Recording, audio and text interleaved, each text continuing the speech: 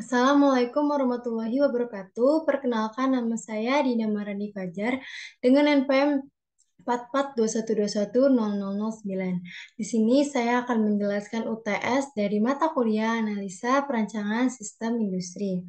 Berhubung saya ber-NPM ganjil, di sini saya mendapatkan bagian saya sendiri yaitu usulan training. Di sini saya telah membuat flowchart atau diagram alir dari usulan training tersebut dengan menggunakan aplikasi Draw.io. Sebelum saya menjelaskan materi tersebut, izinkan saya untuk share screen diagram alir atau flowchart tersebut.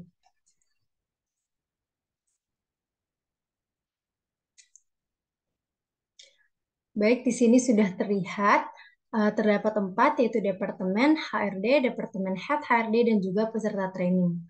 Dimulai dari langkah pertama atau langkah awal, yaitu departemen yang melakukan penanggung-jawaban, di mana departemen menyusun usulan program pelatihan yang terdiri dari jadwal pelatihan, jenis pelatihan, peserta pelatihan, serta kategori pelaksanaan pelatihan, baik secara in-house ataupun di dalam perusahaan, ataupun eksternal di luar perusahaan. Dan juga terdapat dokumen itu sendiri, yaitu mengenai form permintaan pelatihan, yang dimana form tersebut akan diisi atau dilengkapi oleh para peserta training.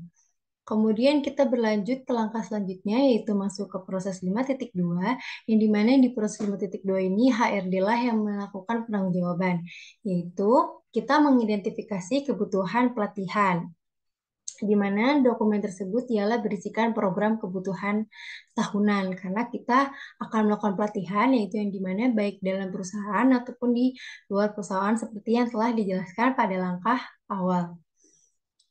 Kemudian setelah kita mengidentifikasi kebutuhan pelatihan, kita akan dilanjutkan dengan mengisi formulir untuk kebutuhan training. Untuk dokumen itu sendiri ialah form kebutuhan training. Setelah itu kita dilanjutkan dengan proses atau langkah dari 5.4, yaitu HRD memutuskan setuju atau tidak. Apabila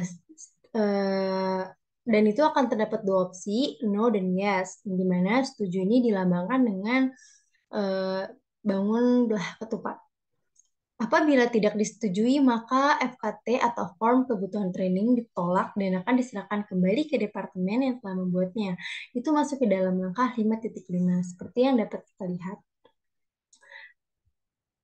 Dan keterangannya terdapat pada langkah 5.7 ialah peserta menerima penolakan dari HRD, yang dimana dokumen itu tersendiri ialah berisikan form kebutuhan training. Sedangkan apabila kita mendapat persetujuan dari HRD, maka HRD akan menandatangani form kebutuhan training atau FKT tersebut dan akan diserahkan ke Departemen Head HRD. Di langkah selanjutnya sudah memasuki di mana Departemen Head HRD ini adalah melakukan penanggung-jawaban. Di langkah 5.8 ialah terdapat dua cara pelatihan untuk peserta training, baik pelatihan di dalam perusahaan ataupun di luar perusahaan. Yang dimana dokumen tersebut ialah form attendance result sama surat tugas pelatihan yang akan dibawa atau diajukan oleh peserta training. Langkah selanjutnya ialah 5.9, yaitu melakukan training, di mana membawa surat training, dan ini dilakukan oleh tanggung jawab sepenuhnya oleh Departemen HRD. Selanjutnya kita masuk ke langkah 5.10, melakukan training. Lalu peserta training di langkah 5.10 sudah memasuki peserta training. Peserta training akan membuat laporan hasil pelatihan, di mana masing-masing peserta akan membawa dokumen mereka sendiri, yaitu berisikan kartu training tersebut. Selanjutnya kita masuk ke tahap 5.11, kembali ke Departemen Head HRD, yaitu Departemen Head HRD melakukan evaluasi hasil pelatihan yang telah dilaksanakan.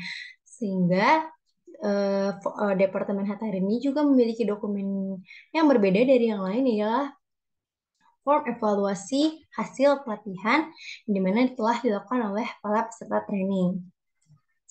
Kita lanjutkan ke 5.12, langkah selanjutnya dari Departemen HRD kembali lagi ke HRD. Peserta yang telah mendapatkan hasil evaluasi akan dibuat laporan hasil pelatihannya oleh HRD tersebut. HRD tersebut juga memiliki dokumen itu sendiri, yaitu laporan pelatihan yang dikirimkan dari Departemen Head HRD. Setelah itu, jika evaluasi dan laporan hasil pelatihan dibuat, maka akan dilakukan update matriks skill karyawan tersebut atau peserta training tersebut, di mana dokumen tersendiri itu berisikan skill matrix yang telah dipersiapkan oleh pihak HRD dan juga Departemen HRD. Kemudian proses pun selesai. Seperti ini gambaran flowchart atau diagram alir bagaimana penyusunan usulan training. Diperbesar seperti ini. Seperti inilah gambaran untuk penyusunan usulan training. Kita memiliki 4, yaitu di Departemen HRD, Departemen Head HRD, serta peserta training. Di sini semua kita mulai dari departemen, kemudian langkah-langkah tersebut akhirnya berakhir di HRD. Baik, segitu saja penjelasan saya mengenai diagram alir atau flowchart usulan training. Sebelumnya, apabila terdapat kata-kata yang kurang berkenan di hati kalian, bisa dimaafkan. Billahi taufiq wal hidayah. Wassalamualaikum warahmatullahi wabarakatuh. Terima kasih sebelumnya.